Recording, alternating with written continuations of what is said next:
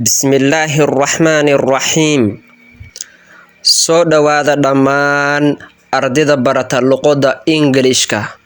Haddii ay tahay markaadii kugu horeysay ee aad soo boqoto channelkeena, fadlan subscribe noo saar.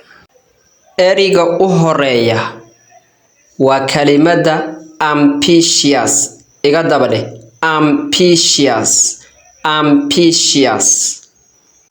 Ambitious waa riyo weyn leh macnaha ama hami leh. tusaale wax lagu fahmaayo. She's an ambitious woman.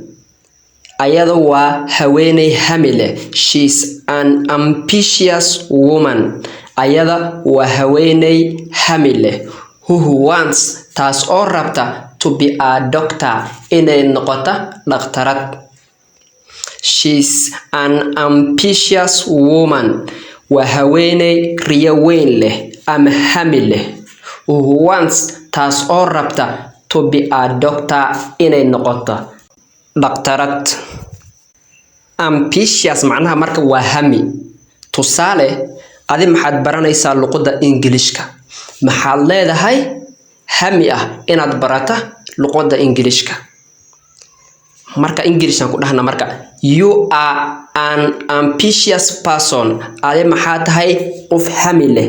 You are an ambitious person. adi maxaad tahay qof hami leh.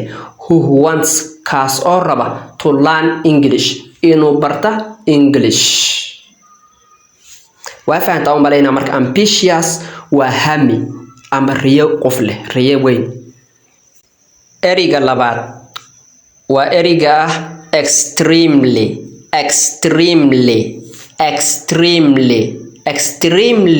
waa aad ama si weyn, waxadkooda dhaafsan. aad. extremely. tusaale, she is extremely tired. ayada si aad ayay u daalantay. She is extremely tired. si aad ayay u daashay. extremely xad-dhaaf macnaha si aad u xad-dhaaf ayay u daashay. ereyga xiga waa kalimada diligent.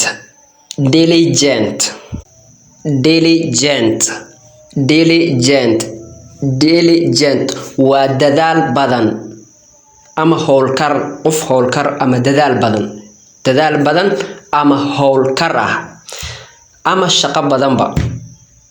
tusaale, he is a diligent student. asaga waa diligent student, arday howlkar ama dadaal badan. Who always does, kaasoo mar walba suubiya. his homework. maxaa la yiraahdaa shaqada ilmaha iskuulada ama dugsiyaasha looga soo dhiiba oo cidda kusoo hagaajiya la dhaha. shaqada ilmaha iskuulka ama dugsiga kala soo tagaan ay soo hagaajiyaan ayaa la yiraahdaa homework. ereyga homework waa laba erey oo isku daray home iyo work. home waa cid, workna waa shaqo. marka waxaa waa shaqada ilmaha cidda kusoo hagaajiya la dhaha. He is, asaga waa a diligent student, arday dadaal badan oo howlkar ah. Who always, kaasoo mar walba, does suubiya, his homework, shaqadiisa cidda looga soo dhiiba. ereyga afaraad waa kalimada horrible. waxaa waa wax argagax leh ama cabsi leh. tusaale, the movie is horrible. moviga ama filimka is horrible. waa mid cabsi leh, argagax leh, laga cabsana. the movie filimka is horrible. waa mid cabsi leh. ereyga shanaad waa kalimada fascinating. waa wax xiiso leh ama soo jiidasho leh. tusaale, the movie was so fascinating. filimka aad ayuu soo jiidasho u lahay. That sidaas awgeed I watched it twice. Laba jeer ayaan daawaday oo aan fiirsaday.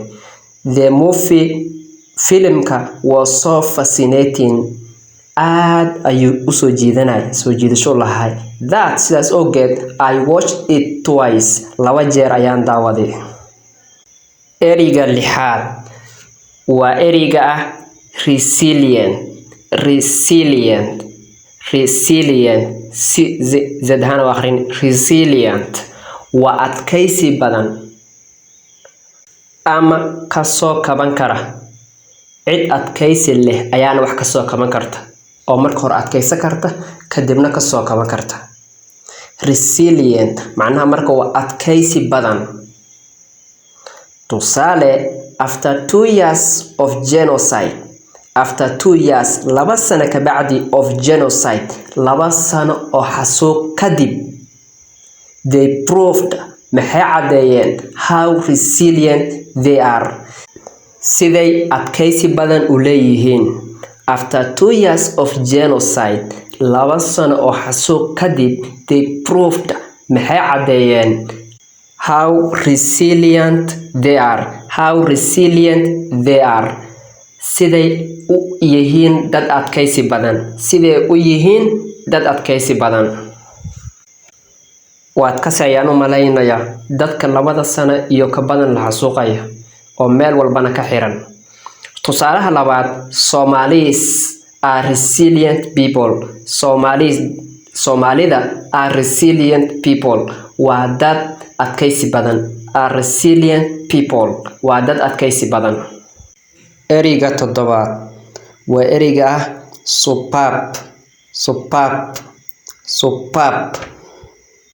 Superb. Superb. Superb waa wax heer sare ama cajiib.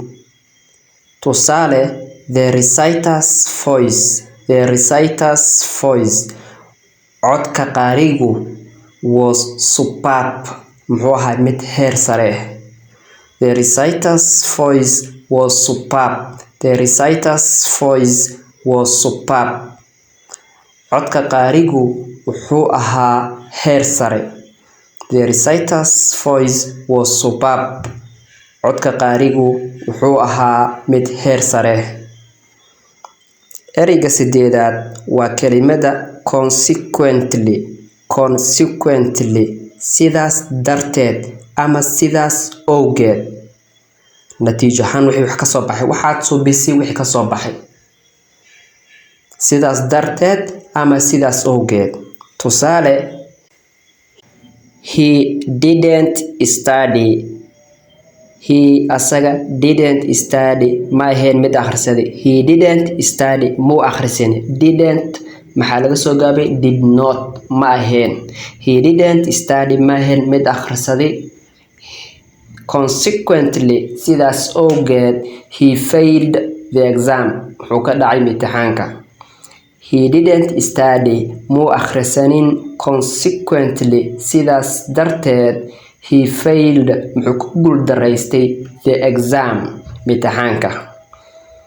Muu akhrisanin. Sidaas awgeed, wuxuu ku guuldaraystay imtixaanka. He failed the exam. Ereyga 9 waa ereyga ah pleasant. Pleasant. Pleasant waa farxad leh. Farxad leh ama wanaagsan. Pleasant. Farxad ama wanaagsan. Tusaale, last night habeen hore. Last night habeen hore we had a pleasant conversation. Maxaan lahayn. Maxaan qabni wala hadal farxad leh. Conversation waa wala hadal. We had maxaan lahayn a pleasant conversation wala hadal wanaagsan ama farxad leh. Last night habeen hore we had a pleasant conversation. Maxaan lahayn wala hadal farxad leh. Ereyga u dambeeya waa kelimada remarkable. Remarkable. Remarkable wax la xusi kara ama cajiib wax cajiib oo faa'iido leh la xusi kara.